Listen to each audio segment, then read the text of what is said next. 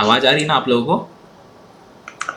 Yes sir. अच्छा अच्छा, ठीक है ठीक है। देखिए दोस्तों, जैसा कि बताया हुआ था कि वीडियो कॉन्फ्रेंस रहेगी, और इंटरव्यू के रिलेटेड जो भी क्वेरीज हैं, बेसिकली पहले भी जो इंटरव्यू सेशन हुए हैं और वीडियो कॉन्फ्रेंस हुई है, उसी की तरह ही है। और इस बार हमारे जो मेन सर हैं वो अमित कुमार वाजपेयी सर, जो कि 14 बैच के हैं और वो भी जुड़ चुके हैं।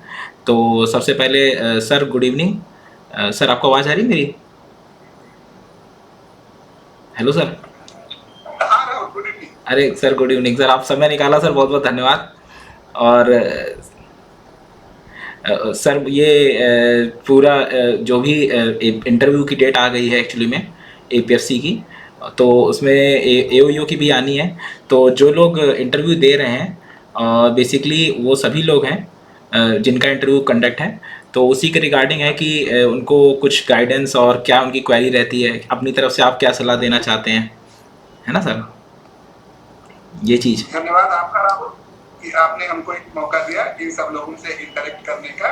हमारे ईपीएफओ के जो भविष्य के साथी होंगे, इनमें से हो सकता है कुछ लोग हम ही लोगों के साथ काम करें। बिल्कुल सर, बिल्कुल तो करेंगे। ये सब टैलेंटेड लोग हैं सर, जरूर करेंगे, ये सब एक्टिव रहते हैं।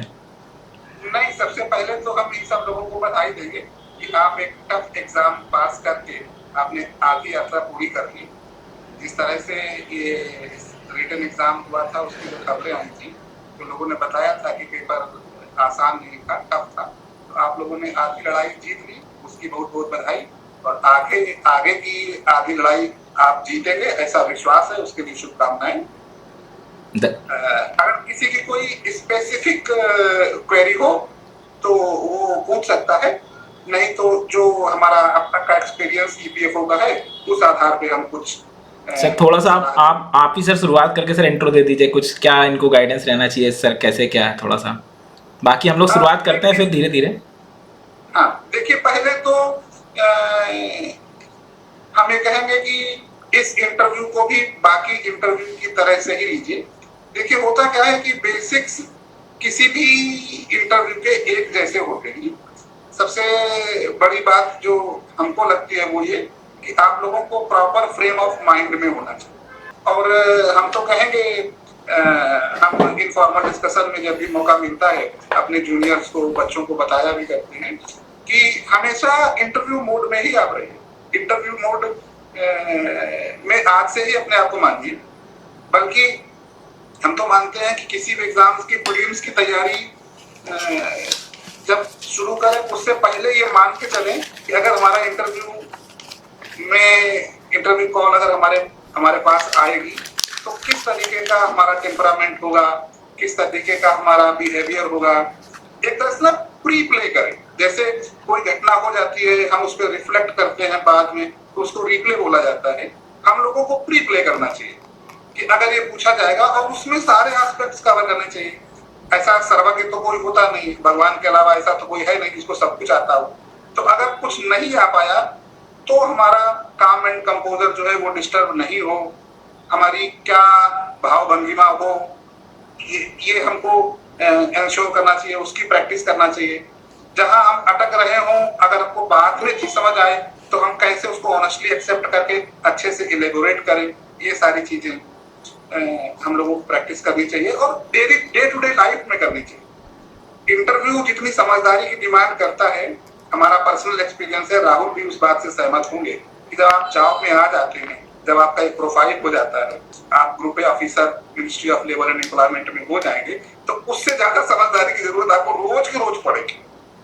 तो ये समझदारी का प्रण आप आज से ही ले लीजिए, क्योंकि इंटरव्यू जो होगा, उसके बाद की असली जो लाइफ होगी, वो बहुत समझदारी की डिमांड करेगी। आज के 10-15-20 साल पहले का जैसा माहौल हुआ करता था ईपीएफओ का या किसी भी सेंट्रल गवर्नमेंट के डिपार्टमेंट का, वैसी स्थिति अब नहीं है। हर जगह कॉम्प्लिकेशन है, डिमांडिंग सिचुएशन है, एस्पिरेशंस सब्सक्राइबर्स की, अपने सीनियर्स की और हेड ऑफिस की बहुत ज्यादा है। उसके लिए अभी आप अपने आप को मेंटली प्रिपेयर करें। अब आप लोगों ने जब रिटर्न की प्रिपरेशन की होगी, तो हमें उम्मीद है कि ईपीएफओ का बेसिक्स तो आपको पता होगा ही कि सोशल सिक्योरिटी क्या होती है, ईपीएफओ उसमें कौन सी भूमिका निभाता है, और ईपीएफओ में भी आपका जो कैडर होने वाला है असिस्टेंट प्रोविडेंट फंड कमिश्नर, उससे जुड़ी कौन सी रिस्पॉन्सिबिलिटीज होती हैं, वो सारी चीजें आपको आपने पढ़ी होंगी। उसी को एक बार बाकी तो जब सिलेक्शन होता है, ट्रेनिंग होती है, रिफ्रेशर कोर्स में ट्रेनिंग होती है, तो सारी चीजें डिटेल्ड में समझाई जाती है, लेकिन एक बेसिक आइडिया आप लोगों को होना चाहिए। दो तीन बातें जो अभी हमारे दिमाग में आ रही है वो हम शेयर करते हैं, फिर आप लोग अगर उससे रिलेटेड कोई क्वेरी आपकी होती है तो उसका भी जवाब देने की कोशिश करेंगे। जब आप असिस्टेंट पीएफ कमिश्नर की पोस्ट पे आते हैं तो दो डेजिग्नेशन आपके साथ जुड़ जाते हैं, एक इंस्पेक्टर का और दूसरा असिस्टेंट ऑफिसर का। असिस्टेंट ऑफिसर की कॉन्सेप्ट की बेसिक्स तो आप लोगों को पता ही होगी। किसी भी डिपार्टमेंट में किसी से, एसएससी से या किसी एम्प्लॉयर से कितने ड्यूज रिकवर करने हैं, उसका असेसमेंट जो है वो असिस्टेंट ऑफिसर को करना रहता है। एडजुडिकेशन इसका एक मेन पार्ट है, एडजुडिकेटिंग ऑफिसर वो होता है। अब बात ये आती है कि एडजुडिकेशन जब कोई कंडक्ट करता है तो वो जुडिशियल कैपेसिटी में आ जाता है। आप मोटे तौर पे प्रैक्टिकल पर्पस से आप ये कह सकते हैं कि वो जज वाली स्थिति में आ जाता है। तो जब जज होता है जो, तो एक भारत में प्लेथोरा ऑफ लॉज हैं, बहुत सारे एक्ट्स हैं, तो हमसे कौन सा एक्ट कंसर्न करता है और असिस्टेंट पीएफ कमिश्नर के तौर पे जो जज वाली भूमिका हम लोग निभाते हैं, उसके लिए कौन सा एक्ट हमको आना चाहिए, तो वो सीपीसी, सिविल प्रोसीजर कोड। आप लोगों ने ध्यान दिया होगा कि इस गवर्नमेंट ने क्रिमिनल लॉज में चेंजेस किए हैं। जो आईपीसी है, सीआरपीसी है और इंडियन एविडेंस एक्ट है, उनकी जगह पे भारतीय नागरिक सुरक्षा संहिता, भारतीय न्याय संहिता और भारतीय साक्ष्य अधिनियम आ। तो उससे भी आपको थोड़ा सा परिचित होना पड़ेगा, लेकिन फॉर्चुनेटली सीपीसी में कोई चेंज नहीं हो रहा है, वो रहेगी। और आपको जो भी उसकी इंक्वायरीज कंडक्ट करनी होंगी बतौर असेसिंग ऑफिसर, उसके लिए सिविल प्रोसीजर कोड आपको आना चाहिए। तो हम ये तो नहीं कहेंगे कि आप पूरा सिविल प्रोसीजर कोड पढ़िए, वो तो लॉ की बात हो गई, स्पेशलाइजेशन की बात हो गई, लेकिन फिर भी जो प्रोसीजरल एक्ट होते हैं उनमें सब्सटेंटिव एक्ट से क्या अंतर होता है, सिविल प्रोसीजर कोड और क्रिमिनल प्रोसीजर कोड में बेसिक डिफरेंस क्या होता है, इसको कोड क्यों कहा जाता है, एक्ट क्यों नहीं कहा जाता है, ये सारी बेसिक्स जो है लॉ की वो डिजायरेबल है, वो आप लोगों को आनी चाहिए। तो ये तो हो गई असेसिंग ऑफिसर की बात। दूसरी बात होती है इंस्पेक्टर की। अब आप लोग सोचेंगे कि हम लोग असिस्टेंट कमिश्नर जा रहे हैं, इंस्पेक्टर तो एनफोर्समेंट ऑफिसर होता है, तो इंस्पेक्टर हम लोग कैसे होंगे। बात यह है कि केवल ईपीएफओ में नहीं, किसी भी डिपार्टमेंट में, हमारा पिछला डिपार्टमेंट सेंट्रल एक्साइज था, उसमें भी जो इंस्पेक्टर एक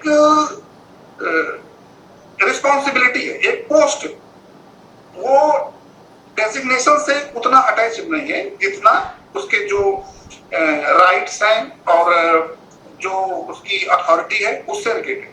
तो उस लिहाज से एनफोर्समेंट ऑफिसर से लेके और सेंट्रल प्रोविडेंट फंड कमिश्नर तक हमारे यहाँ सबको इंस्पेक्टर्स की पावर दी गई है और उन सबको इंस्पेक्टर डेजिग्नेट किया गया है।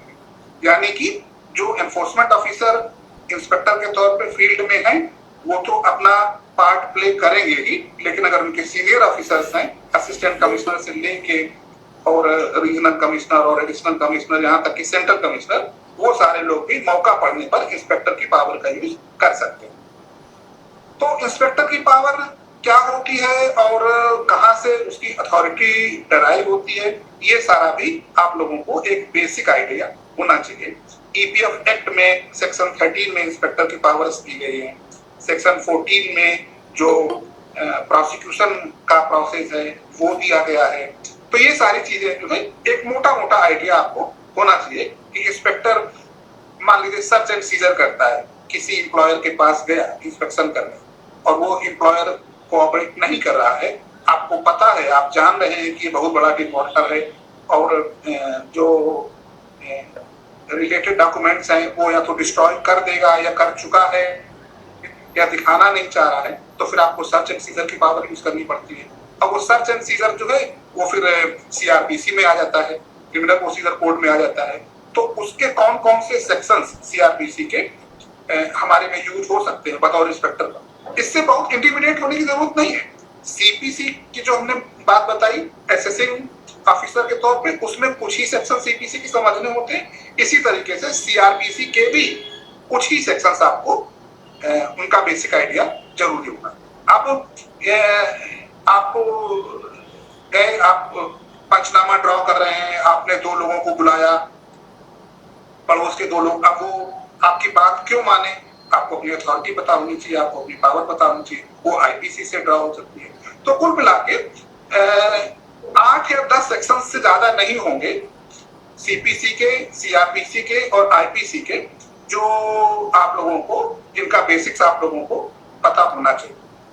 जिस तरह से लैंडस्केप सोशल सिक्योरिटी का बदलता जा रहा है, बढ़ता जा रहा है, अभी जो हम लोगों का सोशल सिक्योरिटी कोड नोटिफाई नहीं हुआ है और होपफुली जल्दी ही हो जाएगा, उसमें जो एक कॉन्सेप्ट आ रही है इंस्पेक्टर कम फैसिलिटेटर की। तो जो हम लोगों का बतौर ईपीएफओ में एनफोर्समेंट मशीनरी का जो रोल है, वो थोड़ा सा कौन सा टर्म यूज करना चाहिए, डाइल्यूट हो रहा है। डाइल्यूट इस सेंस में कि गवर्नमेंट ये एक्सपेक्ट करती है कि आप एम्प्लॉयर को फैसिलिटेट भी करिए, इंस्ट्रक्ट भी करिए, हैंड होल्डिंग भी करिए, जहां पे वो वेल मीनिंग एम्प्लॉयर है तो उसको कुछ चीज में आपकी सहायता की, आपके नॉलेज की, एक्सपीरियंस की जरूरत है, वहां आप करिए। और जो कंपेलिंग एटीट्यूड है उसको थोड़ा सा पीछे रखिए।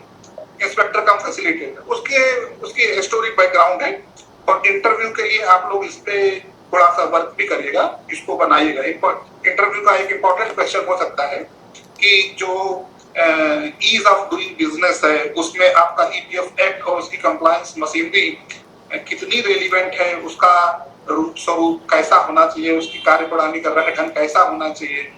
तो उसमें एक मिडवे, एक बैलेंस्ड व्यू आप लोगों को लेना है। ये बात बिल्कुल सही है कि एक जमाना था जब इंस्पेक्टर राज हुआ करता था और इंस्पेक्टर्स ने और ऑफिसर्स ने भी शायद कहीं ना कहीं पावर्स का मिसयूज किया और एम्प्लॉयर्स को उससे दिक्कत हुई, लेकिन उसको बहुत डाइल्यूट कर देना ईज ऑफ डूइंग बिजनेस के नाम पे, वो भी गलत होगा। सारे एम्प्लॉयर्स एथिकल एटीट्यूड वाले नहीं होते हैं।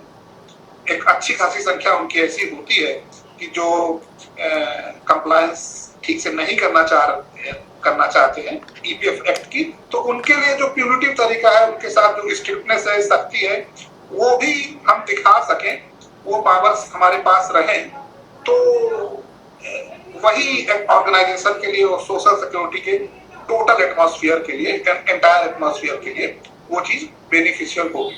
तो इस तरह से भी आप लोग पहले से एक बैलेंस्ड व्यू बनाते हुए आप लोग जवाब दीजिए। अब हमें लगता है राहुल कि हम इनवाइट कर सकते हैं कि अगर किसी की कोई नहीं, बिल्कुल सर, हम बेसिक बता दें जो सर ने बताया है। कुछ पॉइंट्स हैं, जैसे सर ने बोला है कि हमेशा इंटरव्यू मोड में रहें, है ना, और डेली प्रैक्टिस करते रहे इंटरव्यू की, ताकि आपको एक रिदम में बना रहे कि हमें कैसे बोलना है, कैसे बैठना है, क्या एंट्री करनी है। ठीक। तीसरी चीज़ सर ने जो इम्पोर्टेंट बताई वो बताई कि कोर्ट से जुड़ी हुई बेसिक्स, मतलब जो क्वासी जुडिशियल पावर होती है वो आईपीसी, सीआरपीसी, इन सब में कहाँ पे कैसे क्या क्या यूज़ करते हैं वो। ठीक है। चौथी चीज़ सर ने बताई, जो न्यू लेबर कोड आ रहा है उसमें काफ़ी चेंजेस हो रहे हैं, कई सेक्टर्स को हम लोग लेना चाह रहे हैं, जैसे कि वर्कर्स हो गए, प्लेटफॉर्म वर्कर्स हो गए, है ना, ईज ऑफ डूइंग बिजनेस हो गया। तो उसके लिए कि क्या मतलब क्या सरकार अप्रोच अपना रही है। तो सर ने एक बहुत अच्छी बात बताई कि बैलेंस्ड अप्रोच रखना, एकदम से ये नहीं कह देना कि पहले के लोग बहुत ज़्यादा मिसयूज़ कर रहे थे तो इसलिए ईज ऑफ ये करा गया, ऐसा नहीं है। बैलेंस्ड अप्रोच रखना है कि शायद कहीं ऐसा हुआ था इसलिए ऐसा है। ठीक है। और बाकी दोस्तों और भी लोग जो हैं साथ में, उनसे भी थोड़ा सा जानकारी ले लेते हैं। अभिषेक सर हैं? हेलो अभिषेक, मेरी आवाज़ आ रही है आपको?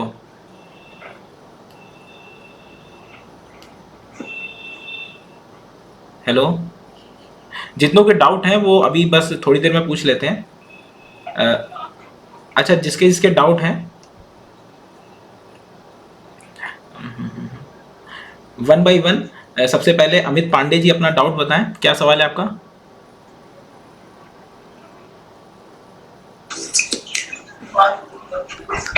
हाँ तो सर नमस्ते। हेलो हाँ नमस्ते, बताएं सवाल बताएं अपना। सर, अभी जैसा अमित सर ने बताया कि जो सीपीसी के कुछ सेक्शन पढ़ने पड़ेंगे, सर वो कौन कौन से एग्जैक्ट सेक्शन है जो हमें पढ़ना पड़ेगा? अमित आप हम ना नहीं सर, हम बता देते हैं। अभी आपको हम एक्ट की पीडीएफ डाल देंगे। ईपीएफ एक्ट के सेक्शन 7 में लिखा हुआ है कि जो आईपीसी और सीआरपीसी दोनों का लिखा हुआ है कि कौन कौन सेक्शन है। वो पर्टिकुलर सेक्शन 7 है। मैं अभी बता देता हूं आपको कि ईपीएफ एक्ट का सेक्शन 7 जैसे आप खोलेंगे, ठीक है, वो पीडीएफ में शेयर कर दूंगा अभी, तो उसमें बकायदा लिखा हुआ है कि वो किस पावर के तहत ये क्वेश्चन यूज कर रहे हैं, ठीक है। ठीक सर, थैंक यू सर। और अगला सवाल कौन है, किसको है? शशिकांत सिंह जी, आप पूछें, क्या पूछ रहे थे आप?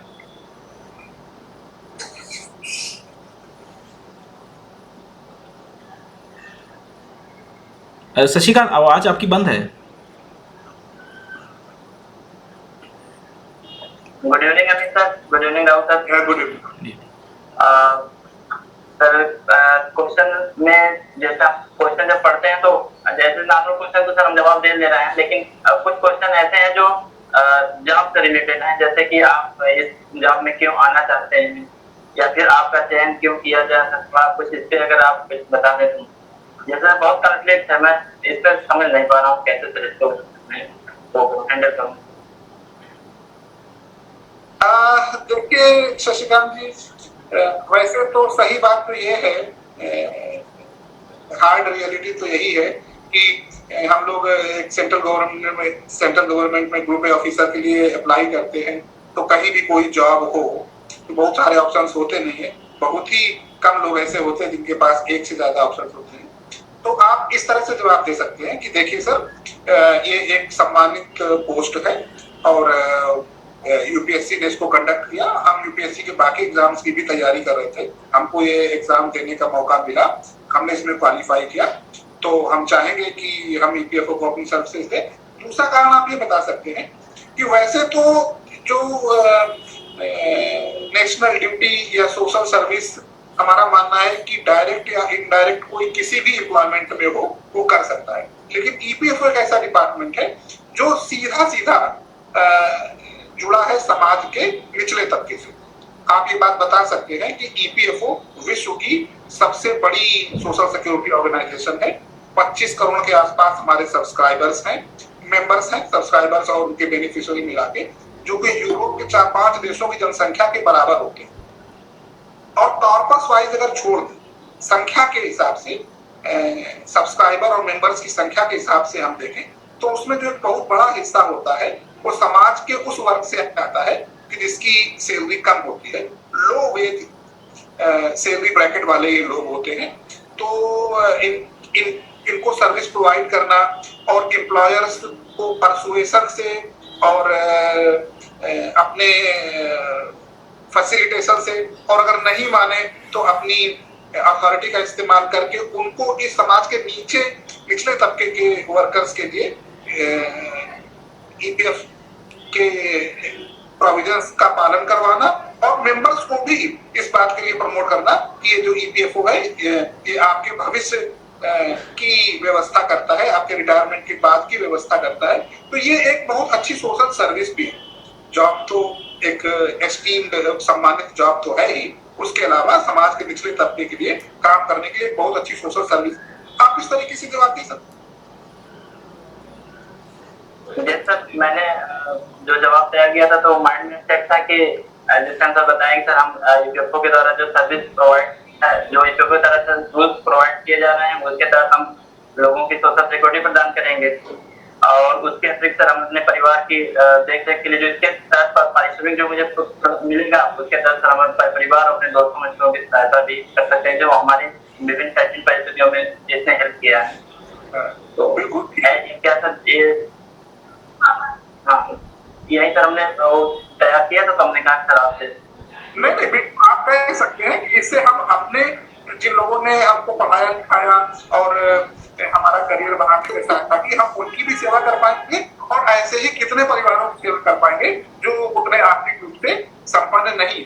तो apart from authority I am going to enter social service also. तो ये बिल्कुल ठीक है आपका।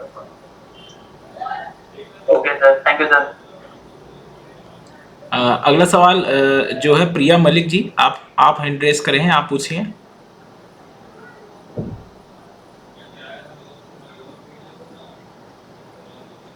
हाँ प्रिया मलिक मैडम, आप हैंड रेस करें, आप पूछें सवाल।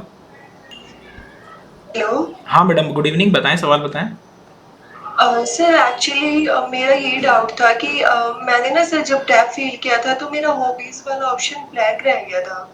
तो सर मैं अभी इंट्रो में ये मेंशन कर सकती हूँ क्या? तो बिना ब्लैंक हुए भर गया था फॉर्म आपका? सर ऐसे ही सबमिट हो गया था सर तब भी।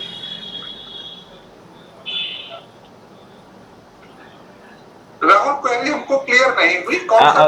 सर हम बताएं, ये इनकी क्वेरी ये है कि जो डेफ में एक हॉबी का कॉलम होता है, पूछते हैं आपकी हॉबी क्या है, तो वो कह रहे हैं कि हॉबी वाला कॉलम मेरा छूट गया था। तो ये चीज़ है। तो अगर वो अब इंटरव्यू वाला अगर पूछेगा तो इनका मन है कि अगर अपनी तरफ से बता दें, तो एक हॉबी जो आपने सोच रखी है, मेरी तो सलाह रहेगी आप उसको सोच के लेके जाएं। बाकी अगर पूछ लेगा तो ठीक है, वैसे वो तो उसके ऊपर है, पूछेगा जैसा आप सर बताएं। ये सवाल है इनका। हाँ, नहीं, हम आपकी बात से पूरी तरह सहमत हैं कि अगर हॉबी है और सच में हॉबी है तो उसके थोड़ा सा कॉन्सेप्ट क्लियर हो। और हम आप प्रिया जी अपने मन में ये बात रखिए ही नहीं कि आपसे कोई कॉलम छूटा है या नहीं। आप ये मान के चलिए कि जो आपकी हॉबी एक्चुअल में है वो आपने उसमें मेंशन करी है। और अगर वो उससे पूछते हैं, अगर ये पूछते हैं कि आपने क्यों नहीं अभी मेंशन की, वो फॉर्म के पास रहता है, तो आप बता दीजिएगा कि गलती से छूट गया था और हमारी ये हॉबी है। वैसे आजकल का जो ट्रेंड है, कई बार हॉबी में पूछते नहीं है, लेकिन आप उसके लिए प्रिपेयर रहिएगा। आपकी जो एक्चुअल हॉबी है उस पे आपके कैसे इंटरेस्ट आपका उसमें जगह और क्या क्या करके आप उसके लिए वो आप तैयार सर टेलरिंग करना मेरी हॉबी है सर। मेरी मम्मी सिलाई करती है। जब मैं बहुत छोटी थी सर, मुझे तब से ही कपड़े सिलने का बहुत शौक है। तो सर ये कोई प्रॉब्लम तो नहीं है ना सर इसमें? जैसे अगर मैं टेलरिंग का बोलूंगी तो वैसे मुझे ज्ञान है सर, मुझे हर तरह के कपड़े बनाने आते हैं हरियाणवी कल्चर में। हम आपको बताएं कि हमसे जूनियर बैच के साथी थे, हमारे असिस्टेंट कमिश्नर 2017 बैच के। बाद में उनका सिविल सर्विस में हुआ और IRTS हुई। तो उन्होंने कुकिंग जो है अपनी हॉबी बताई थी। लड़का था, नाम हमको एग्जैक्टली अभी याद नहीं आ रहा। तो टेलरिंग जो है बिल्कुल अच्छी हॉबी है, इसमें कुछ भी दिक्कत वाली बात नहीं। और चूंकि आपकी सच में है तो अगर उससे उन्होंने कुछ पूछा भी तो आप बता भी पाएंगे, उसका कोई दिक्कत नहीं। आप अपने दिमाग में बिल्कुल ऐसा मत रखते कि ये हॉबी बताने वाली नहीं, बिल्कुल। ठीक है सर, थैंक यू सर। हाँ, अब जो नो नेम अपना सवाल पूछ सकते हैं, क्या है? किरण पटेल जी जी सर। नमस्ते सर। हेलो, नमस्ते नमस्ते, बताएं सर। मेरा तो मल्टीपल क्वेश्चन था। पूछिए सर, पहले तो जैसे EPFO पर जैसे हम लोग ऑर्गेनाइज सेक्टर पर भी टारगेट करते हैं सर, तो एक क्वेश्चन कुछ जब आता है कि EPFO अनऑर्गेनाइज सेक्टर को कैसे मतलब इन्फ्लुएंस कर सकती है, कैसे उनके लिए हम लोग सहायता कर सकते हैं सर, इसको कैसे हमें जवाब दिया जाए सर?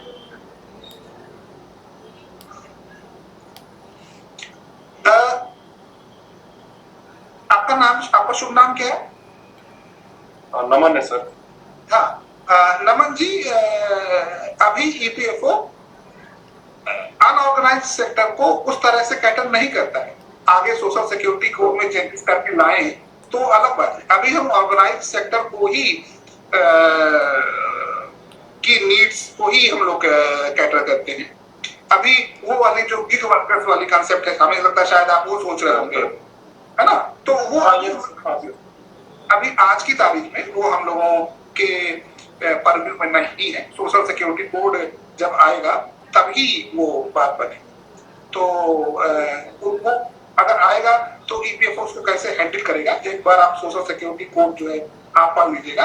लेकिन आज की तारीख में EPFO का उससे अभी कोई लेना देना है। सर, एक और चीज, कुछ जगह पे EPFO और ESI को मर्जर कीजिए सर, ताकि एक कॉमन पोर्टल रहे। EPFO प्रोविडेंट में काम करे, ESI इंश्योरेंस को, उस पे हम मतलब वो भी शायद वर्क इन प्रोग्रेस है मेरे हिसाब से। तो उस नहीं, पे आप कोई सहमति नहीं आप ठीक कह रहे हैं। राहुल को हो सकता है इस पे ज्यादा आइडिया हो।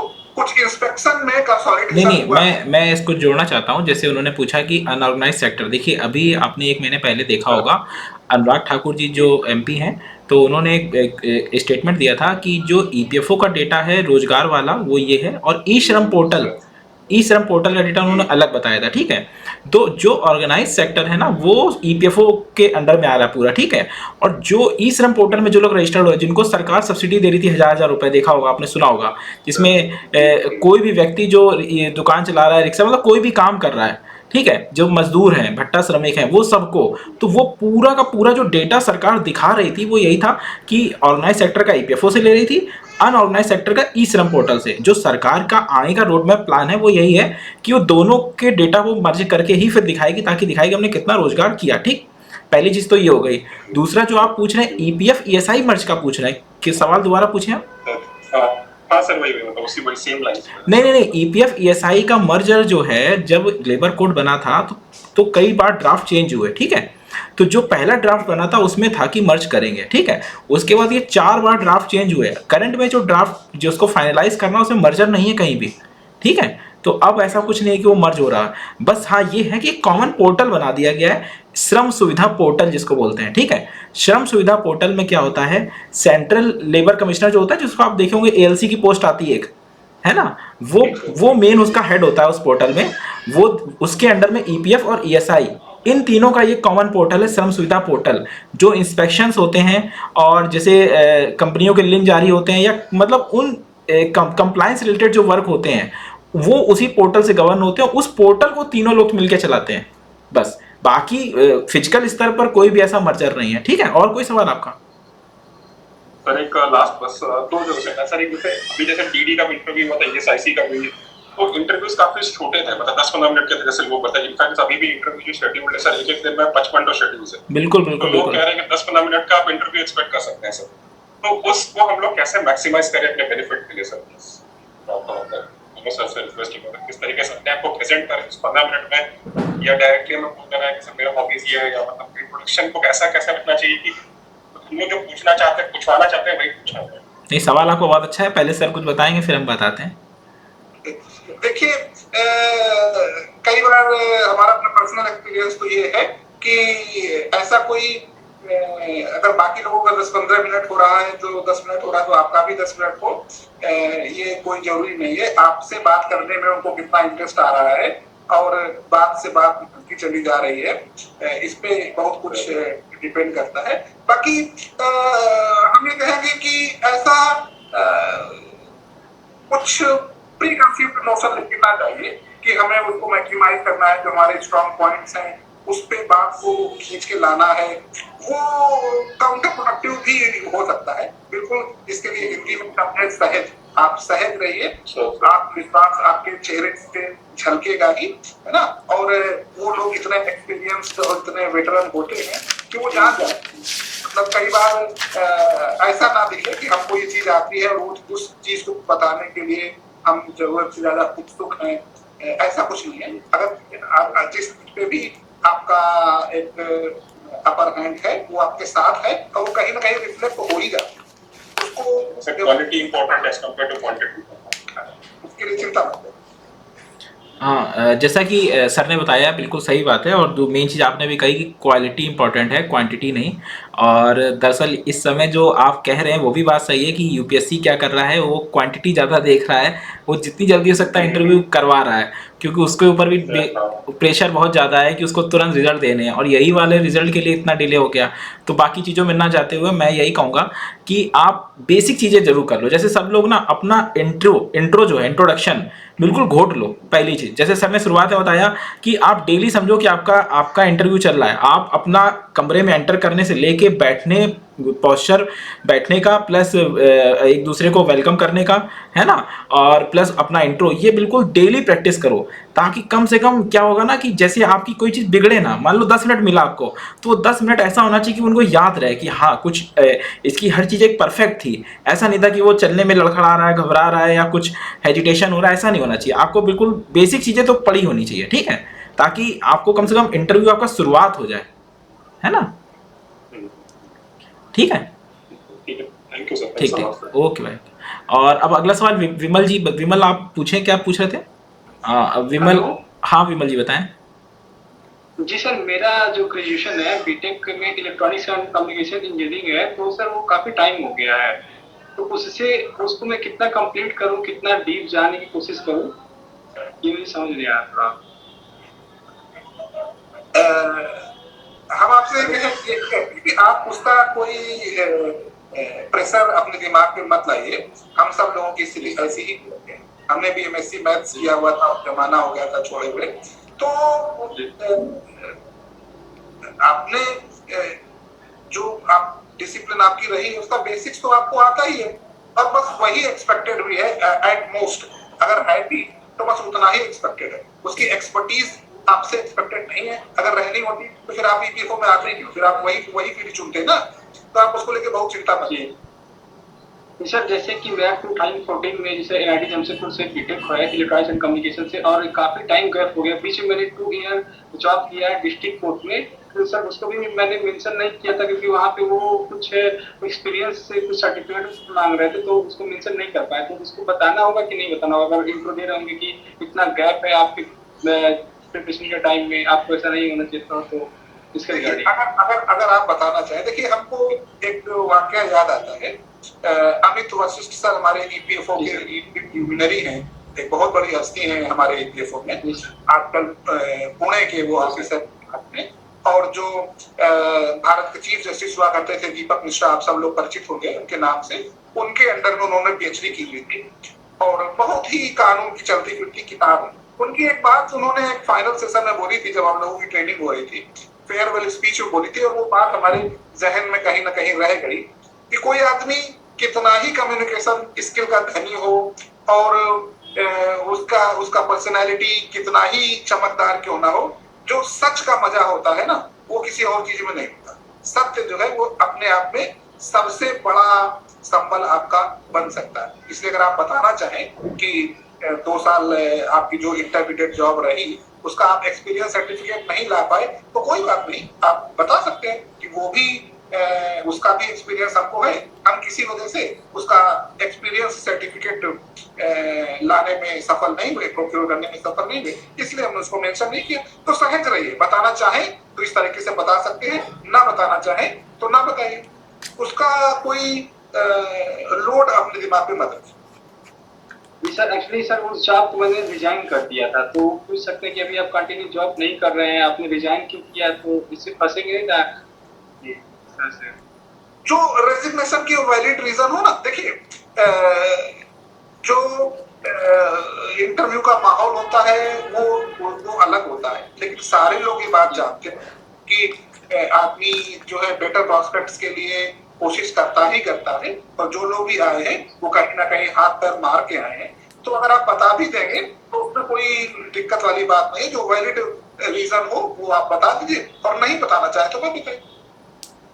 Thank you sir. परेशान नहीं रहिए, इससे आपकी पर्सनैलिटी के बाकी एस्पेक्ट्स हैं वो अफेक्ट हो सकते हैं। देखिए सर ने बहुत सही बात कही कि सहज रहें और ईमानदार रहें, क्योंकि देखिए समय कम मिलेगा और वो आपसे बहुत एक्सपीरियंस होगा, वो समझ जाएगा कि आप घुमा रहे हैं कि आप एक बना बनाया आंसर बता रहे हैं। अगर आप सहज रहेंगे, मतलब आपके चेहरे पे एक कहते ना शालीनता दिखेगी, और शांत रहेंगे, बड़बड़ाएंगे नहीं, पता लगा कोई चीज़ आप घबरा गए कि अरे यार ये मैंने बताया नहीं था, छुपा दिया, तो वो दिखने लगेगा।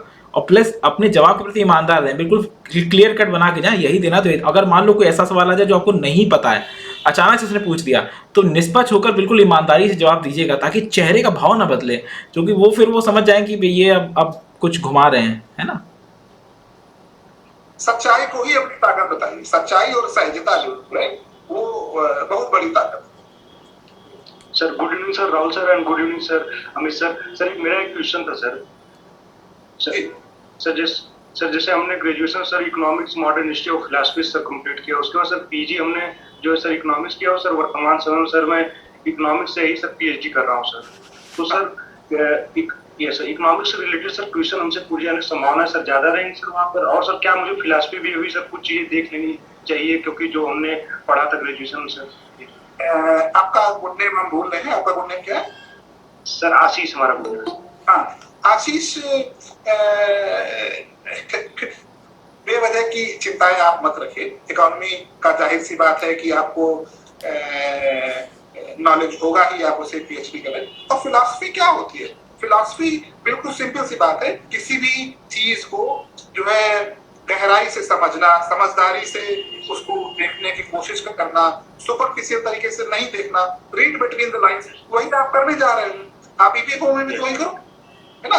फिलॉसफी तो एक ऐसी चीज है कि वो तो हमेशा आदमी तंग रहनी ही चाहिए, भले ही उसने फिलॉसफी कभी पढ़ी नहीं हो, वो कहने के लिए फिलॉसफर ना हो, लेकिन ऐसा तो कोई व्यक्ति होगा ही नहीं जिसकी कुछ ना कुछ फिलॉसफी ना हो, तो उसको आप बहुत अच्छे से हैंडल कर ले जाएंगे। आप ये इसको आप अपना प्लस पॉइंट, स्ट्रॉन्ग पॉइंट ही मान के चलिए, चिंता बिल्कुल ना करिए। यस यस यस ठीक है। एक चीज और पूछना था सर, जैसे सर डैफ के फॉर्म फिल के दौरान हमने जैसे सर 2 रिसर्च पेपर अभी तक हमारे साथ पब्लिश हुए, लेकिन सर उसका हमने उसमें मेंशन नहीं कर पाए हैं। तो सर जो अभी जीमेल हमारे पास आया है सर आयोग से, सर उसमें ये है कि आप अगर कोई रिसर्च पेपर आपके नाम से पब्लिश या किसी बुक में आपसे कोई रिव्यू लिखे तो आप उसको वहां पर ले जा सकते हैं। सर क्या वो दोनों हम वहां पर पेपर लेते हैं सर, वहां पर हमारा वो सबमिट हो सकता है सर? ये थोड़ा एंटिसिपेट कर पाना हमारे लिए मुश्किल हो रहा है, लेकिन अगर आपको उस पर कमांड है और आप उसको सामान्य आदमी, क्योंकि वो फिलोसफर तो होंगे नहीं मोस्ट प्रोबेबली, है ना, तो एक सामान्य व्यक्ति उस थ्योरी को, उस रिसर्च पेपर को कैसे समझता है, अगर आप एक कॉमन पर्सन को, एक लेमैन को आप समझा ले जाते हैं तो आप ले जा सकते हैं, उसमें कोई बुराई वाली बात नहीं। टेक्निकल जार्गन से बचेगा, ऐसा ना हो कि उस रिसर्च पेपर का कंटेंट क्या है वो आपको किसी को समझाने के लिए आपको जो टर्म्स यूज करने पड़े वो इतने भारी भरकम हो जाए कि माहौल जो है वो भारी हो जाए। बिल्कुल नेचुरल रहे और हल्का रहे माहौल, ये कोशिश करें। ठीक, थैंक यू सर, थैंक्स। अब अगला सवाल रुस्तम जी हैं। रुस्तम आप पूछें। नमस्कार सर। नमस्ते सर, मैं हरियाणा पुलिस में कांस्टेबल हूँ सर 7 साल से सर। अरे बहुत बढ़िया। और सर मेरा एक क्वेश्चन था सर, जैसे मेरे 1-2 मॉक इंटरव्यू दिए उसमें ज्यादातर यही क्वेश्चन रहता है कि आप अपनी पुलिस की स्किल्स को एपीएफओ में कैसे यूज में लाएंगे, और आप ईज ऑफ डूइंग और ईज ऑफ बिजनेस के लिए क्या कर सकते हैं सर? देखिए, ईपीएफओ में हमने आपको इसे शुरुआत में बताया, इंट्रोडक्शन में बताया कि जो आपकी ड्यूटीज होंगी वो उसमें एक ड्यूटी इंस्पेक्टर की भी होगी, है ना। इसलिए आपको सीआरपीसी और आईपीसी का बेसिक अभी नहीं तो आगे पढ़ना ही पड़ेगा, तो वो आपके लिए एक एडेड एडवांटेज है, वो आपको पता है नहीं। कोई लॉ फील्ड का नहीं होता है उसको सब्सटेंटिव लॉ और प्रोसीजर लॉ में तो कोई अंतर पता नहीं। तो हमको बहुत दिनों तक नहीं पता कि जो धारा 144 होती है ये कौन सी होती है, ये आईपीसी की होती है कि सीपीसी की होती है कि सीआरपीसी की होती है, और यकीन मानिए बड़े पढ़े लिखे लोगों को ये बात नहीं पता होती। आप लेके आए हो कोर्ट, आपको पता है ना, कैसे डिफॉल्टर को हैंडल किया जाता है वो चीज आपको पता है, उसको आप जो इसमें ईपीएफओ में आप लेके आएंगे उस एक्सपीरियंस को। और रही बात ईज ऑफ डूइंग बिजनेस के लिए, तो हम विवेक का इस्तेमाल करेंगे, अपनी पावर्स को का नाजायज इस्तेमाल नहीं करेंगे। एम्प्लॉयर को एक मौका देंगे चीजों को समझने का, खुद से कोऑपरेट करने का। और ईपीएफओ की पॉलिसी है वो भी इस तरीके की है कि आप डिफॉल्टर को भी मौका दें, आप उनको परसुएट करें, उनके साथ बात करें, वो सारी चीजें हम करेंगे। और बहुत समझाने के बाद भी अगर वो नहीं माने तो हम अपनी अथॉरिटी का इस्तेमाल करेंगे। इस तरह से हम ईज ऑफ डूइंग बिजनेस में अपनी सहायता करेंगे। बस जो सर एपीएफसी के लिए सबसे जो अगर ये पूछते हैं कि ऑफिसर में क्या क्वालिटीज होनी चाहिए, तो उसमें सर हम जैसे प्रेफरेंस के आधार पर मतलब स्टॉप में किसको रखें सर? जैसे मेरी पुलिस की स्किल्स में मैं एक अच्छा गुड लिसनर हूँ और एम्पैथी की भावना ज्यादा सर और इंटीग्रिटी है, तो मैं इसी प्रेफरेंस के आधार पर अपना जवाब दूं या सर किसके लिए कोई अलग से कोई एम्पैथी तो मतलब बहुत ही डिजायरेबल वर्च्यू है ना। और हमारा अपना मानना है कि फील्ड कोई भी हो, आप अगर समझदार हैं, अगर हमसे कोई ये पूछे सारी फिलॉसफी, सारा कल्चर, सारी मेडिटेशन, उन सबका निचोड़ अगर किसी एक शब्द में बताना हो तो हमको वो तो यही दिमाग में आता है कि समझदारी सबसे बड़ा गुण होता है और उसी से सारे गुण उसी से निकलते हैं। तो वो जो आप इंटेग्रिटी और एम्पैथी सारी चीजें बता रहे हैं वो कहीं ना कहीं समझदारी से ही लिंक्ड है। और आज के टाइम में किसी डिपार्टमेंट में और ईपीएफओ में भी समझदारी की ही जरूरत होती है कि हमारे पास अथॉरिटी भी है और हमें परसुएट भी करना है, कब किस हद तक हमें परसुएशन करना है और कब हमें अपने अथॉरिटी का इस्तेमाल करना है, ये समझ हमारे के अंदर है तो हम ईपीएफओ के लिए असेट साबित हो। इस तरीके से आप अपनी बात को रखें। जी थैंक यू सर, बहुत बहुत धन्यवाद सर। अगला सवाल किसका है? विमल जी, विमल आप पूछ रहे थे क्या? विमल का हो गया? हो गया सर। अच्छा, और किसी का सवाल बचा है तो पूछ सकते हैं। यस सर, मैं क्या नाम? हाँ बोलिए। हाँ सर, मैं रविंद्र चौहान हूँ, मैं महाराष्ट्र से। मेरा एक सवाल ये था कि अभी जैसे सिविल सर्विस में वो हमसे पहले से इंटरव्यू का मीडियम ले लेते, बट इन ईपीएफओ में उन्होंने नहीं किया। तो वहाँ पे मीडियम अगर इंग्लिश मेरा थोड़ा ज्यादा फ्लुएंट नहीं है तो उसको हिंदी प्लस इंग्लिश में दे सकते हैं। राहुल अच्छा, नहीं, मैं इसके बता देता हूँ रविंद्र जी, मैंने कई बार बताया है और इसके लिए पर्टिकुलर में वीडियो भी डाला था। होता क्या है, देखिए दोस्तों, क्या है ना कि ये जो इनका है इसमें कोई सेपरेट बोर्ड नहीं होते हैं ना हिंदी ना इंग्लिश का अलग, ठीक है। मान लो करंट में जो बात पता चली शायद 4 बोर्ड वो ऑथराइज किए हैं अभी, फिर शायद बढ़ा देंगे तुरंत ही। तो कहने मतलब ये है कि उसमें फिक्स नहीं होता कि क्या हिंदी इंग्लिश का। आपके लिए बेस्ट यही होगा कि आप अपना इंट्रो जो है ना अच्छे से बना लीजिए इंग्लिश में, पहली चीज़, ठीक है। इंग्लिश में एक अच्छा इंट्रो बना लीजिए और जब वो आपसे बात करें तो आप उनको उन्हीं की भाषा में जवाब दें, मतलब बाकायदा अच्छे से वेलकम करें। फिर वो आपसे पूछे, आप इंट्रो इंग्लिश में करें, फिर आप उनसे परमिशन लें कि सर मैं कंफर्ट हूँ हिंदी में, क्या मैं बोल सकता हूँ, तो फिर वो आपको अलाउ कर देंगे। लेकिन अगर आप ये सोचो वो इंग्लिश में पूछें और आप हिंदी में बोलो, नहीं, आप उनसे परमिशन लो और उनसे बोलो कि I am more comfort in Hindi, है ना। तो वो तब वो आपको खुद ही वो कह देंगे कि हाँ आप करें। बहुत लोग करें, और लास्ट ईयर जो बैच है उसमें जो मैक्सिमम मतलब काफ़ी लोगों ने ऐसा किया। जो नॉर्थ बेल्ट है वो हिंदी से ज़्यादा कंफर्ट भी रहती है, तो आप उसके लिए बेफिक्र रहिए। बस हाँ, मैं फिर कह रहा हूँ कि कुछ कभी कभी ऐसा हो जाता है, मान लीजिए बोर्ड जो वो है चेयरमैन है वो मान लो नाराज़ हो जाए, तो ऐसा बहुत रेयर केस है, बहुत रेयर। आप अच्छा सा ईमानदार रहेंगे, सहज रहेंगे, अपनी बात को कह देंगे तो वो आपको परमिट कर देते हैं। लेकिन हाँ, इंटरव्यू वो जो आपका वो है ना, क्या बोलते हैं उसको, इंट्रो, वो इंग्लिश में कर लीजिए अच्छे से। ऐसा भी ना हो कि आपको इंग्लिश से बिल्कुल आपकी नहीं, हमारा वो तो मतलब ही नहीं है, ऐसा नहीं होना चाहिए, है ना। कि आपकी फ्लुएंटली लगना चाहिए कि आप इंग्लिश बोल लेते हो बट कंफर्ट इसमें हो, इसलिए मैं ये यूज कर रहा हूँ, ठीक है। अगला सवाल किसका है? विकास जी का। विकास आप पूछें।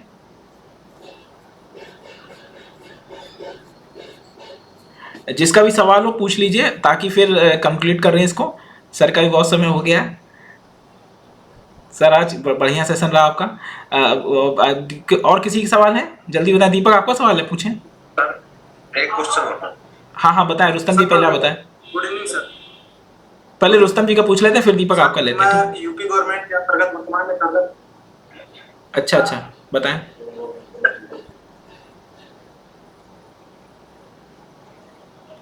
रुस्तम जी आप बोले। रुस्तम जी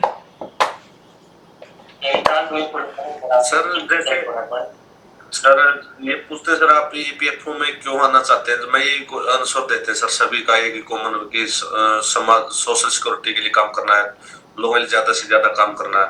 तो मैं ये जवाब देता हूँ सर, किसी भी मौके इंटरव्यू में ये बोलते हैं कि आप तो पहले ही बहुत ज्यादा कर रहे हो लोगों के लिए, अब इससे ज्यादा पुलिस जितना कर सकती है लोगों के लिए इतना तो कोई भी नहीं कर सकता। तो सर इसका आप अपने रिप्लाई को रियलिस्टिक भी रखिए कि देखिए अभी से ज्यादा अच्छी डेजिग्नेशन पे हम आ रहे हैं। एक तो कारण ये है, उसमें कोई बुराई नहीं है, हर व्यक्ति अच्छे से प्रमोशन और अच्छी डेजिग्नेशन पे जाना चाहता है। और उसी के साथ ये भी जोड़ दीजिए कि चूंकि एक तरह की सोशल सर्विस का हमको पहले ही एक्सपीरियंस है और ये सोशल सर्विस उस वाली सोशल सर्विस का एक एक्सटेंशन साबित होगी, तो जाहिर सी बात है कि हमें अपना जॉब प्रोफाइल बढ़ाने का भी मौका मिल रहा है, अच्छी डेजिग्नेशन पे जाने का मौका मिल रहा है, इसलिए हम अप्लाई करते हैं। ठीक है, थैंक यू सर, बहुत थैंक यू। हेलो, हाँ विकास बोले। विकास बोले, हाँ बताएं। Yes sir. सर मैं SC कैटेगरी से हूँ, मेरा सर्टिफिकेट स्टेट वाला लग गया था शुरू में, तो क्या उससे कोई प्रॉब्लम हो सकती है? तो वैसे मैंने सेंटर वाला तो बना लिया उसको फार्मा पे। देखिए सर्टिफिकेट सब स्टेट वाले ही होते हैं, वो तो खाली वेरिफिकेशन के लिए वो स्टेट वाले परफॉर्मा पे साइन होता है, तो ऐसा कोई दिक्कत नहीं है। आपका वो तो अपडेट है ना स्टेट वाला? हाँ यस सर। हाँ तो उसमें कोई दिक्कत नहीं, परेशान ना हो, ठीक है। और दीपक जी आप पूछें। जी सर। सर मेरा क्वेश्चन ये था कि मैं यूपी गवर्नमेंट के अंतर्गत अभी कार्यरत हूँ। सर मैंने एनओसी के लिए अप्लाई किया था, पर मुझे अभी एनओसी प्राप्त नहीं हुई है। क्या इंटरव्यू के टाइम पे पहले ही एनओसी देना होता है सर?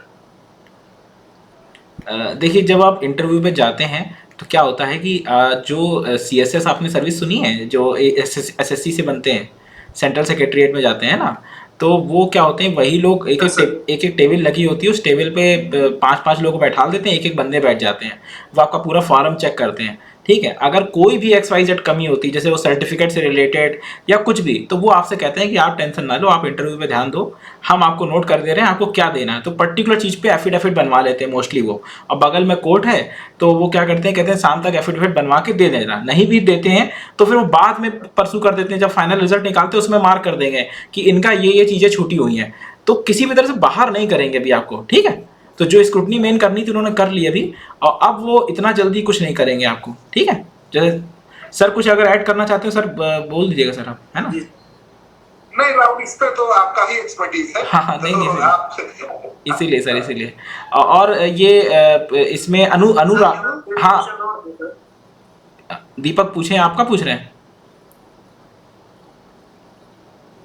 जी सर। जल्दी सर डैफ फिल करते वक्त मैंने एक टीम लीडर के लिए एक ऑप्शन था, उसमें मैंने अपने विभाग से संबंधित जो एक्स्ट्रा काम होते हैं उनको मेंशन कर दिया है, तो उसके लिए मुझे ज्यादा चिंता करने की तो आवश्यकता नहीं है सर।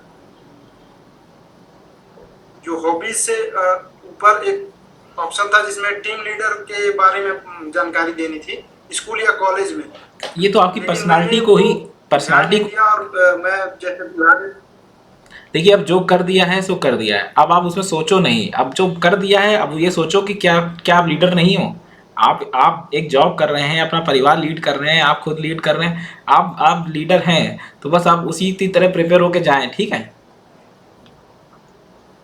अभी कहाँ प्रूव हुआ कि आप लीडर नहीं है? Okay sir, thank you.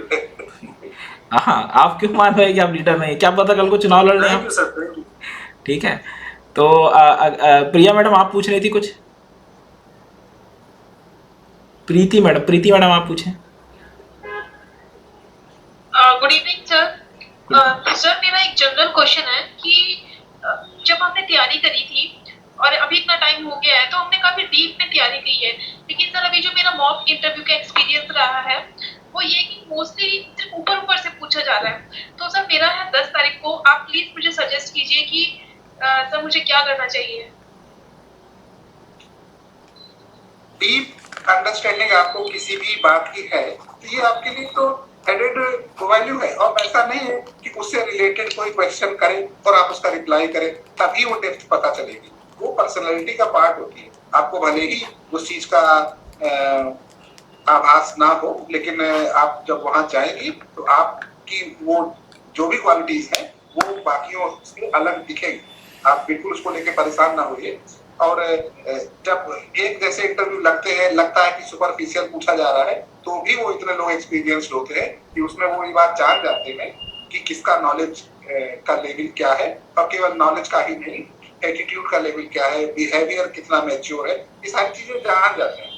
तो उनका काम उन्हीं पे छोड़िए, आप अपने आप को बेस्ट फ्रेम ऑफ माइंड में रखिए अभी से लेके और इंटरव्यू तक, और इंटरव्यू के बाद भी आपको उसकी प्रैक्टिस करें।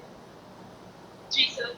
सर कई बार मैंने देखा है कि जैसे जो चीज मुझे आती है तो मैं उसको इंटरव्यूअर के सामने काफी अच्छे से एक्सप्लेन कर देती हूँ, और सर जो चीज नहीं आती है मैं चाहती हूँ कि उसमें भी मैं 4 लाइन बोलूँ, तो वो जो ना आने पे मैं 4 लाइन बोल जाती हूँ, सर ये कहीं नेगेटिव तो नहीं हो जाएगा? अब देखिए कुछ चीजें तो कॉमन सेंस की होती है ना। एक बड़ा फेमस स्टेटमेंट है कि common sense is not so common, है ना। तो वो कोई बुरी बात नहीं है। अगर हमसे कोई पूछे कि क्लासिकल म्यूजिक में आप बोलिए, तो हमें क्लासिकल म्यूजिक का एबीसी नहीं पता है, तो हम इतना तो बता ही देंगे कि पंडित दीपसेन जोशी और पंडित जसराज जो उसके मास्टर रहे और उनके भजन हमने सुने हुए, तो इसमें क्या बुराई वाली बात है। हाँ, लेकिन वो ब्लफ नहीं होना चाहिए। हम ये ना कहें कि हमने भीमसेन जोशी की एक कंसर्ट भी सुनी थी और सारी रात जागते रहते और जो है हमने उनका गाना सुना, ऐसा नहीं। अगर आपको कुछ बेसिक्स कुछ भी पता है, उसको आप माइल्ड लैंग्वेज में बिना ब्लफ किए हुए अगर आप बताते हैं तो उसमें कोई बुराई वाली बात नहीं। जी जी सर, थैंक यू।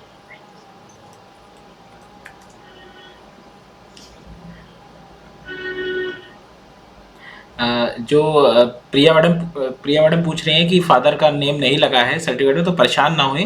तो इसमें होता क्या है कि जब आपकी ज्वाइनिंग होगी डिपार्टमेंट में, तब वो आपसे एफिडेविट या बनवा लेते हैं।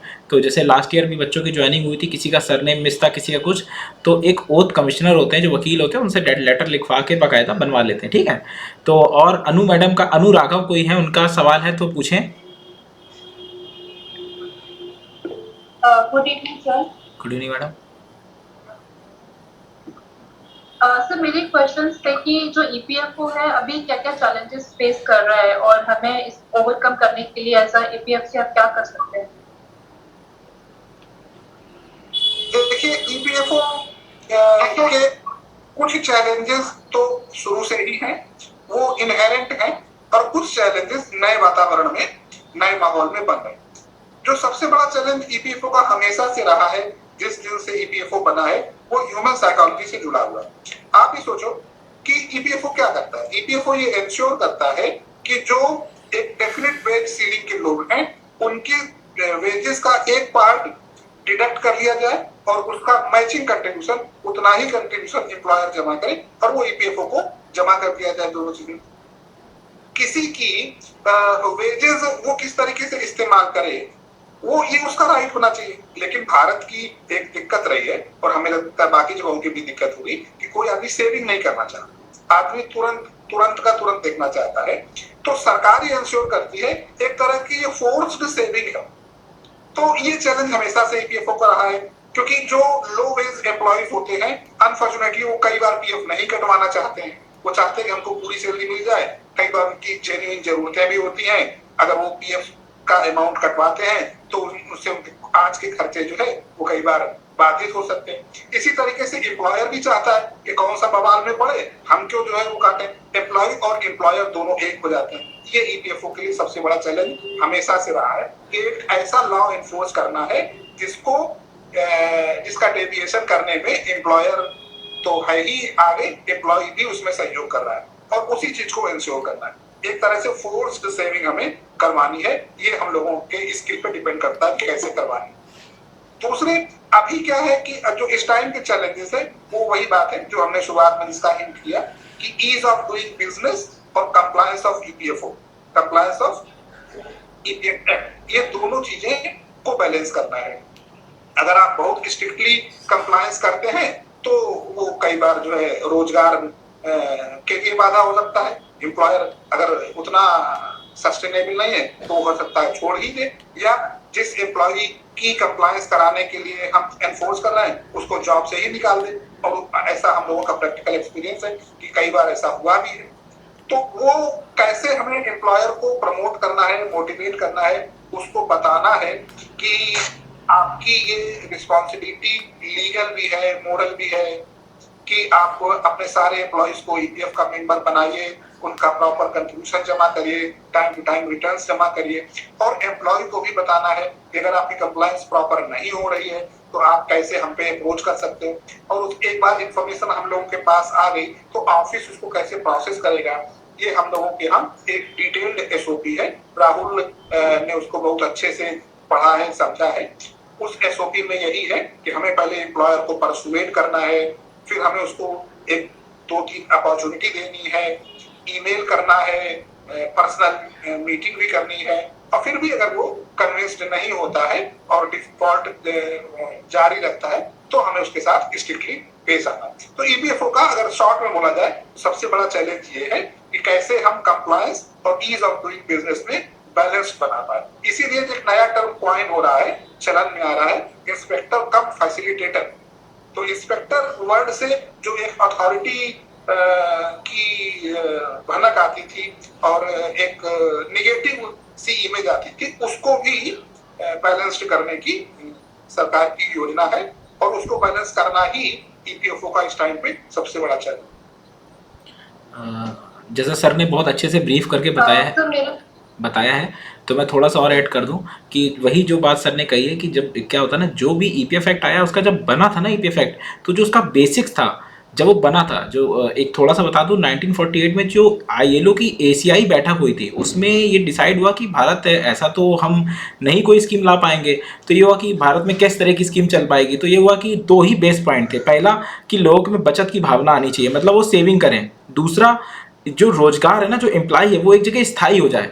बस ये दो बेस बातें ही लिखी हुई हैं एक्ट में भी, ताकि कम से कम कि वो उसका बेस था कि, और वही चीज़ को हम लोग फुलफिल करने के लिए बहुत सी चैलेंजेस आ रहे हैं कि भाई वो एम्प्लॉय अपना कहीं पैसा भी से निकाले ले रहे हैं, कहीं एम्प्लॉयर कंप्लाइंस नहीं कर रहे हैं, तो वही चीज़ों को ही हर्डल से उनको कैसे हम बहुत ईजी कर सकते हैं ताकि वो चीज़ें दूर हो जाएं, है ना। और बाकी अनु जी पूछें, आप सवाल पूछें। सर मेरा थोड़ा सा, मुझे कंप्लाइंस का जो टर्म्स है इसका ईपीएफओ में कैसे यूज किया जाता है सर, मुझे थोड़ा कंफ्यूजन होता है, तो प्लीज थोड़ा सा बता दें।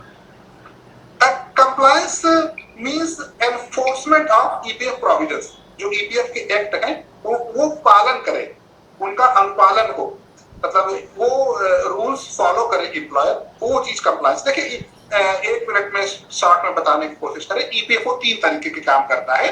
एक तो फंड्स प्रॉपर आए, ये एम्प्लॉयर इंश्योर करना है, एम्प्लॉयर और एम्प्लॉय दोनों का कंट्रीब्यूशन ईपीएफओ में टाइमली जमा हो।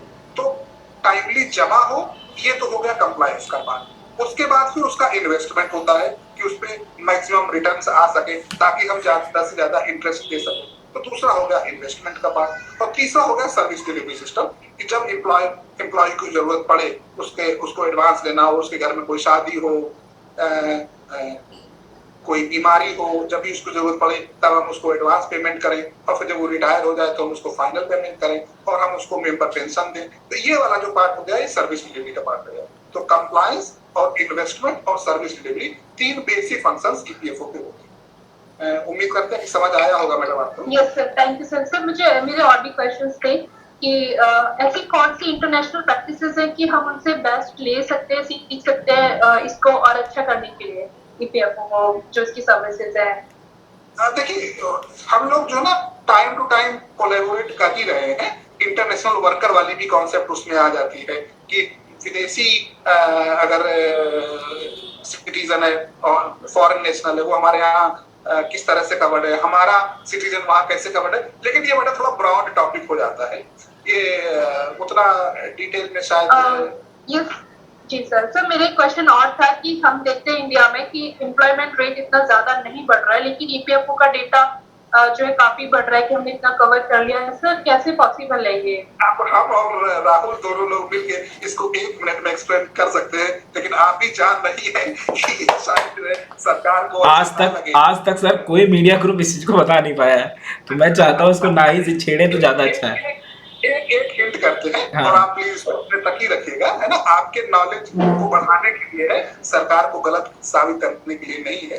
देखिए आपको पता होगा कि 20 लोगों के एम्प्लॉयमेंट पे हमारा ईपीएफ एक्ट लागू होता है मोस्ट ऑफ द केसेस में। कुछ एस्टेब्लिशमेंट्स को छोड़ के ज्यादातर एस्टेब्लिशमेंट में जब 20 एम्प्लॉयज की स्ट्रेंथ 20 हो जाती है तो ईपीएफ एक्ट के दायरे में आ जाता है। सपोज किसी एस्टेब्लिशमेंट में 19 लोग थे और एक 20वें ने ज्वाइन करे, तो जो 19 लोग थे तब तक वो ईपीएफओ में रजिस्टर्ड नहीं थे, तो उनका कोई डेटाबेस नहीं था। जैसे ही 20वें ने ज्वाइन किया तो ईपीएफओ में रजिस्टर्ड हो गए और 20 के 20 लोग हमारे डेटाबेस में आ गए। तो देखने में लगता है कि 20 लोगों को का रजिस्ट्रेशन हो गया, 20 लोग ईपीएफओ के दायरे में आ गए, लेकिन फैक्ट ये है कि सिर्फ एक का रोजगार बढ़ा है। एक और चीज सर ये भी ऐड कर दूं, क्या होता है ईपीएफओ में जब कवरेज होती है ना 2 तरह से होती है। एक होती है 1/4 वॉलेंट्री, ठीक, एक होती है 1/3B, ठीक। बेसिक फंक्शन क्या है कि जब 1/4 में आप कवरेज कराते हैं मतलब वॉलेंट्री, तो चाहे 2 आदमी 3 आदमी से आप करा सकते हैं, लेकिन उसमें एक शर्त है, आपको यहाँ नाम खोलने पड़ेंगे कि वो बंदे कौन थे, ठीक। 1/3B में कराने के लिए कोई नाम नहीं खोलना होता है। उसमें क्या होता है, आप सीधे लिख दो 20 एम्प्लॉय, बस आपको कोई लिस्ट नहीं देनी है, तो वो रजिस्टर्ड हो गई कंपनी। करंट में क्या हो रहा है, स्पाइस पोर्टल बना है जिसमें कॉमन रजिस्ट्रेशन होता है। आप प्राइवेट लिमिटेड कंपनी रजिस्टर्ड करते हैं, आपको ऑटोमेटिक कोड मिल जाता है। जैसे आप 13B में लेते हैं, वो उसमें कुछ नहीं पूछ रहा है कि एम्प्लॉय कितने हैं, क्या नाम है, कोई लिस्ट नहीं, उसमें सीधे नंबर फिगर डालिए 20, काम खत्म। तो वो रजिस्ट्रेशन है। तो हर आदमी बचता है कि यार कौन लिस्ट दे, पता नहीं एम्प्लॉय रहे ना रहे, तो ये हो जाता है। तो वो थोड़ा सा और भी ऐसी चीजें हैं, है ना। वो डेटा एक्सेलरेटेड है, लेकिन उसको कोई कहना नहीं चाहता है। और हम लोग जो भी ईपीएफओ के हैं तो सारी बातें जान समझ रहे हैं। सर एक क्वेश्चन और था मेरा कि जो ईपीएफओ है काफी अच्छा हाई रिटर्न पे करता है, अगर हम कंपैरिजन करें तो लाइक पीपीएफ, तो सर कैसे पॉसिबल है ये? इन्वेस्टमेंट में एक्सपर्ट लोग जो होंगे उनकी स्किल पे डिपेंड करता है। और आपका मानना है कि अच्छा रिटर्न दे रहा है, कुछ आपके ही बैचमेट्स और आपके साथी लोग कह सकते हैं कि म्यूचुअल फंड के कंपैरिजन में तो कुछ भी नहीं है। देखिए वो चीज तो रहेगी हमेशा। कभी कोई इन्वेस्टमेंट परफेक्ट नहीं हो सकता है, चीजें बूमरैंग कर जाती हैं, की भी है। हम लोगों को उसके एक तो एग्जाम्पल भी पता है, लेकिन उस पे इन्वेस्टमेंट जो ईपीएफओ का है, ईपीएफओ का इन्वेस्टमेंट एक बकेट है। जैसे आप मान लीजिए आपके पास 4 बाल्टियां हैं, तो ये फिक्स है कि इतने परसेंट ही शेयर में डालना है, इतने परसेंट म्यूचुअल फंड में लगना है, बाकी को सरकारी उसमें जो सिक्योरिटीज निकलती है उसमें लगाना है। तो अगर आप कहीं अदर से जहाँ हाई रिटर्न है तो वो कंपेयर करेंगे तो कम हो जाएगा, लेकिन बेसिक बीच में रहता है, क्योंकि उनकी जो बकेट है ना वो अपना अपना थोड़ा थोड़ा डालते जाते हैं। तो फिक्स है कि भैया हमको इतने परसेंट 15% हमें शेयर में ही लगाना है, या हमको इसमें इतना करना है, ताकि वो एवरेज बना रहे, बस ये है। ठीक है, और किसी का कोई सवाल हो तो बताएं, नहीं तो हम एक बेसिक बताते लास्ट बिल्कुल खत्म करते वक्त। पूरे का जिस्ट ये है कि सर ने बताया कि सबसे पहला काम तो यह है कि डिटेल एप्लीकेशन फॉर्म बिल्कुल घोट लीजिए अच्छे से, ठीक, पहली चीज। दूसरी चीज, डेली आप ये समझिए कि आपका इंटरव्यू है तो आप अपना इंट्रो अच्छे से पढ़िए। आप डेली प्रैक्टिस करिए कि आप कमरे में एंटर कर रहे हैं तो आप एक मेज लगा दीजिए, उसमें शीशा रख दीजिए और एक चेयर लगा दीजिए उसके आगे। आप डेली कमरे में एंटर करिए, बाकायदा विश करते हुए अंदर एंटर करिए। चेयर में बैठने से पहले उनसे पूछिए, परमिशन लीजिए, फिर चेयर खींच के बैठिए और फिर शीशे में देख के अपने आप को फिर इंट्रो बोलिए। ये प्रैक्टिस आपको डेली करनी है, समझ लीजिए। तो इससे क्या होगा, आपकी एक प्रैक्टिस बन जाएगी कि आपका इंटरव्यू कैसा जा रहा है, ठीक। दूसरी चीज, अगर आपको भाषा बदलनी है तो आप परमिशन लीजिए उनसे कि भाई मैं हिंदी में कंफर्ट हूँ या इंग्लिश में, जैसा वो बोले फिर आप बोलो, लेकिन घबराना नहीं है, ठीक है। सहज रहना है, ईमानदार रहना है, शांत रहना है, ठीक। चौथी चीज जो मेन है वो ये है कि आपको लगभग पिछले 6 महीने का करंट अच्छे से पढ़ लीजिए, ताकि अगर वो किसी चीज को पूछते हैं तो आप उनको अपनी बात रख सको, ठीक। 5वां पॉइंट ये कि अब सरकार 4 जून के बाद कोई भी डिसीजन होगा तो कोई भी एक सरकार गठित हो सकती है, ठीक है। तो कोई भी आपको ये मान के चलना है कि अगर मान लीजिए यही कंटिन्यू रहती है सरकार, तो आपको जो इसकी अच्छी पॉलिसीज है वो पूछेंगे कि भाई आप बताइए कि क्या पॉलिसी जो लोगों को अफेक्ट करती है। तो इस सरकार की कुछ अच्छी पॉलिसीज जो वाकई में यूजफुल हैं, लोगों को अफेक्ट कर रहे हैं, वो अच्छे से पढ़ के जाइएगा ताकि वो आपसे पूछे तो आप बता सको, ठीक। छठी चीज ये है कि ईपीएफओ का बेसिक जरूर पढ़ लीजिए, ठीक है। और वो कहाँ से पढ़ेंगे, जो इंटरव्यू बुकलेट हमने डाली थी 1 और 2, उसको अच्छे से पढ़ लेंगे तो एक बेसिक क्लियर हो जाएगा कि क्या होता है ईपीएफओ, ठीक है। तो ये कुछ चीजें हैं जो अभी से थोड़ा कर लीजिए, कोई बहुत बड़ी चीज नहीं है, नॉर्मल है, ताकि वो आपका हो जाए, ठीक है। और कोई सवाल हो किसी का तो पूछ सकते हैं, नहीं तो हम लोग इस सेशन को क्लोज करते हैं। बहुत अच्छा सेशन रहा ये। तो मेरे एक क्वेश्चन था कि एक्टिव सब्सक्राइबर ईपीएफओ में क्या होता है? एक्टिव सब्सक्राइबर वो होते हैं कि जिनका कंट्रीब्यूशन अभी भी आ रहा है। देखिए, सब्सक्राइबर और मेंबर दो कॉन्सेप्ट हमारे यहाँ होती है। सब्सक्राइबर को अगर और स्पेसिफिक कह दे एक्टिव सब्सक्राइबर, तो वो जो अभी एम्प्लॉयमेंट में है और जिनका कंट्रीब्यूशन आ रहा है। मेंबर वो होते हैं जो एम्प्लॉयमेंट में नहीं है, जिनका कंट्रीब्यूशन नहीं आ रहा है, लेकिन उन्होंने अपना कॉर्पस विड्रॉ नहीं किया है, तो वो इंटरेस्ट अर्न कर रहे हैं और उससे रिलेटेड जो भी फैसिलिटीज होती है वो सब उनकी एज इट इज रहती हैं, तो वो मेंबर हो गए। इंटरेस्ट जो है रिटायरमेंट के 3 साल बाद तक भी मिलता रहता है, ठीक है। बेसिक चीजें भी ध्यान नोट कर लीजिए, ठीक। और बाकी मैं फिर बता दूं कि ईपीएफ का पूरा एक्ट अभी यूट्यूब पर मैं डाल दूंगा पूरा करते हुए, तो उसको और देख लीजिएगा, थोड़ा क्लियर हो जाएगा, ठीक है। और उसी में जो आईपीसी सीआरपीसी वाला वो पीडीएफ भी हो जाएगी पूरी, ठीक है। तो वो रहेगा। बाकी और किसी का कुछ सवाल हो तो ठीक है, बाकी ये सेशन सर तो बहुत बहुत धन्यवाद, आप समय निकाल के आए। धन्यवाद, जैसा कुछ नहीं, हमारा ये फर्ज शुभकामनाएं एक बार फिर से देते हैं आप सब हमारे छोटे भाई बहनों एक्सपेक्ट करते हैं और कहीं ना कहीं हम फिर से मुलाकात होगी। हम तो सर से रिक्वेस्ट करते हैं और शायद ये उम्मीद करते हैं कि आप लोग ज्वाइन करें तो सर वो ऐसी रहें तो आप लोग को बहुत अच्छा रहेगा। और बिल्कुल जिंदगी को जो है ना बहुत अच्छे से जीना है। और ये जो बात हमने कही उसको एक शॉर्ट में फिर से दोहरा दे कि सहज रहना है, अपना बेस्ट देना है। कोई भगवान ऐसा नहीं करता कि एक दरवाजा बंद हो तो बंद ही रहे, आपके लिए बहुत सारे अवसर रहेंगे। जीवन मरण का प्रश्न बिल्कुल मत बनाइएगा, अपना बेस्ट दीजिएगा और बेस्ट ही होगा। और एक अंतिम बात मैं सबके लिए कह दूं कि ऐसे डायरेक्ट कोई सर को ऐसे परेशान मत करिएगा। सर हेड ऑफिस में पोस्टेड है, बहुत वर्कलोड रहता है और इसीलिए ये है कि समय निकाल के सर आए हैं। और इसीलिए ऐसा ना क्या होता है ना, बहुत सारे होशियार बच्चे हैं, सब समय निकाल के सर्च मार के देख लेंगे सब कहाँ है क्या है। तो वो फिर वो इसलिए जो भी सर ने समय निकाला है, बहुत धन्यवाद सर का, है ना। बाकी आप लोग अच्छे से करिए। बाकी जिन लोगों ने दे रखा था डेटा तो उन लोगों का पहले मॉक कर लेंगे हम लोग, ठीक है। बाकी जो होता है बेस्ट, आप लोग के लिए बेस्ट ऑफ लक। ठीक सर, ठीक सर, धन्यवाद।